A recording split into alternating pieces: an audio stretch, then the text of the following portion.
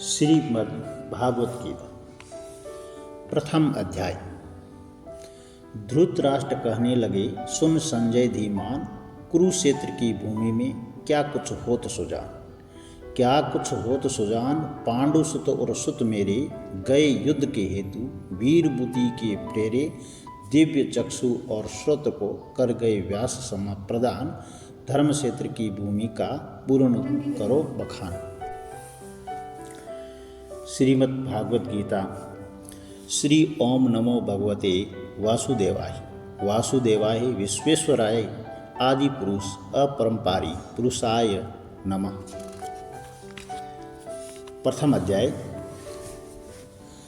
जब कौरव और पांडव महाभारत के युद्ध को चले, तब राजा धृतराष्ट्र ने कहा, मैं भी युद्ध देखने चलूँगा। तब श्री वेदव्यास जी बोले, हे राजन, नेत्रों के बिना कैसे देखोगे? राजा धृतराष्ट्र ने कहा, हे प्रभु जी, देखूंगा, नहीं तो श्रवण तो करूंगा। तब व्यास जी बोले, हे राजन, तेरा सारथी संजय जो कुछ महाभारत के युद्ध की लीला कुरुक्षेत्र में होगी, सो तुझे यहाँ बैठे ही श्रवण कराएंगे। वेदव्यास जी ने मुख से वचन सुन संजय ने विनय करी, हे प्रभु, यहाँ हस्तिनापुर में कुरुक्षेत्र की लीला में कैसे जानूंगा तथा राजा से किस भांति कहूँगा। तब व्यास जी ने प्रसन्न होकर संजय से कहा, हे संजय, मेरी कृपा से तुझे यहाँ से ही दिखाई देगा। व्यास जी के इतना कहते ही संजय की दिव्य दृष्टि हो गई और बुद्धि भी उनकी दिव्य हो गई। अब आगे महाभारत का कौतुक कहते हैं, सुनो। 7 अक्षौहिणी सेना पांडवों की और 11 अक्षौहिणी सेना कौरवों की। ये दोनों सेनाएं कुरुक्षेत्र में जब एकत्र हुई, तब धृतराष्ट्र ने पूछा, हे राजन, धर्म के क्षेत्र में युद्ध की इच्छा से एकत्र हुए मेरे और पांडु के पुत्रों ने क्या किया? संजय ने कहा, पांडवों की सेना को व्यूहित देखकर दुर्योधन द्रोणाचार्य के समीप जाकर कहने लगे, हे आचार्य, देखिए, आपके शिष्य बुद्धिमान द्रुपद पुत्र ने पांडवों की बड़ी सेना की कैसी व्यूह रचना की है। इस सेना में अर्जुन, भीम, बड़े बड़े धनुर्धारी वीर, युगधान विराट, महारथी द्रुपद, धृतराष्ट्र, चेकितान, बलवान पुरुजित, कुंती भोज, नरों में श्रेष्ठ शैव्य, पराक्रमी युधामन्यु, बलवान उत्मोजा, अभिमन्यु व द्रौपदी के 5 पुत्र सबके सब महारथी हैं। हे ब्राह्मण श्रेष्ठ, आपके स्मरणार्थ में सेना के प्रधान सेनापतियों के नाम वर्णन करता हूँ।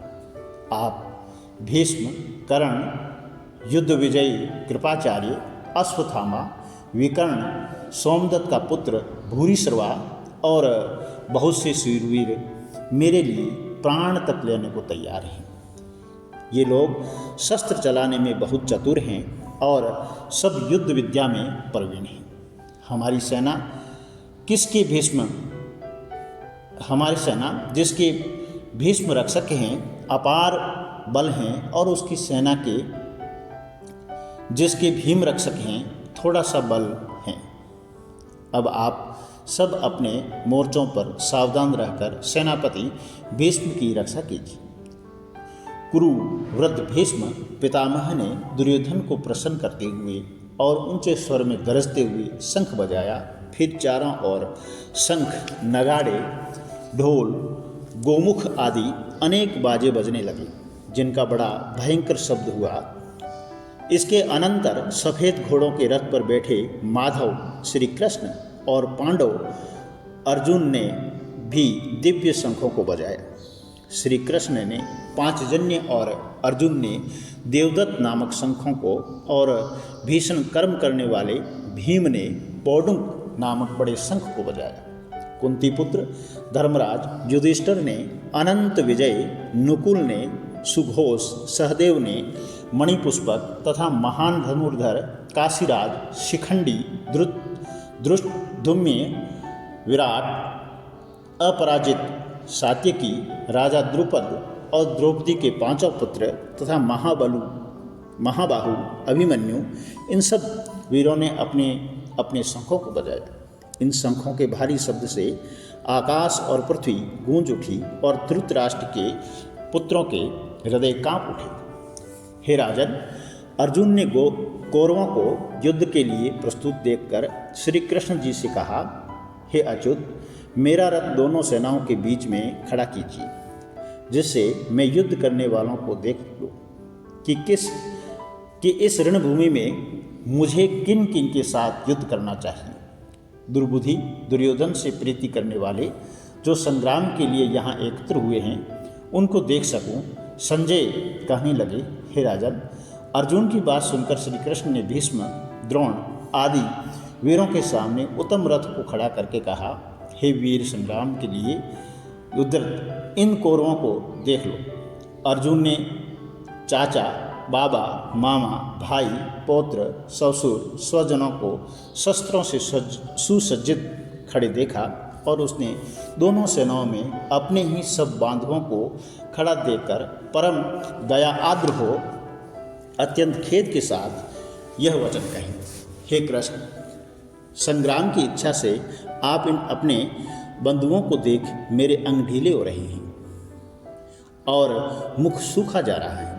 मेरा शरीर बेकल हो रहा है, रोमांच खड़े होते हैं, गांडीव हाथ से गिरा जाता है, त्वचा जली जा रही है।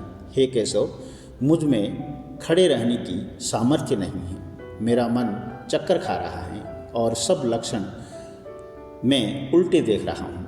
संग्राम में स्वजनों का वध करके कोई लाभ भी नहीं होगा और हे कृष्ण, मैं जीत कर राज्य व सुख भी नहीं चाहता हूँ।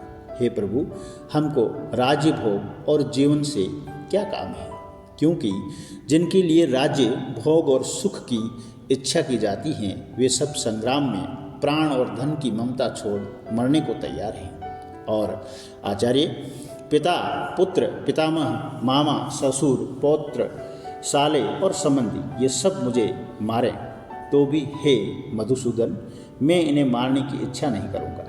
हे जनार्दन, त्रिलोकी के राज्य के लिए भी मेरी इन्हें मारने की आकांक्षा नहीं।